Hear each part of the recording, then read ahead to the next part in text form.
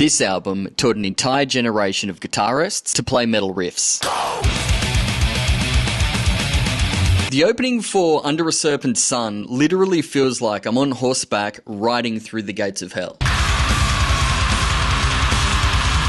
In 1995, Slaughter of the Soul took melodic death metal and locked it into a blueprint, developing alongside bands like In Flames and Dark Tranquillity, in a way that bands outside of Sweden could finally understand.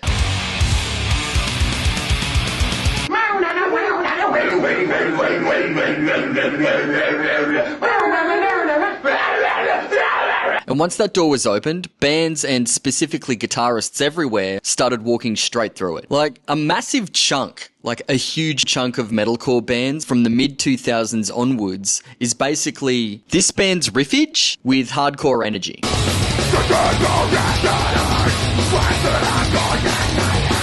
And you'd be surprised to find that a lot of the big melodic death metal bands released their first albums 1, 2, and 3 years after Slaughter of the Soul was initially released. For me, it started around 2003. I was kind of coming out of my new metal phase. I'd already latched a hold of bands like Deftones and Tool, but in hindsight, I was in a bit of a musical limbo. And I remember coming home one day and seeing my brother playing Cold on guitar and just being completely mesmerized by it.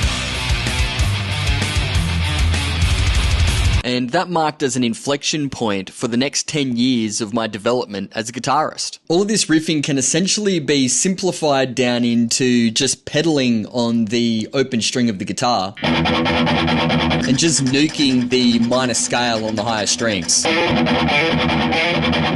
And then once you add harmonies to it, it's kind of like you're just ascending into heaven. And that's why this album didn't just age ridiculously well,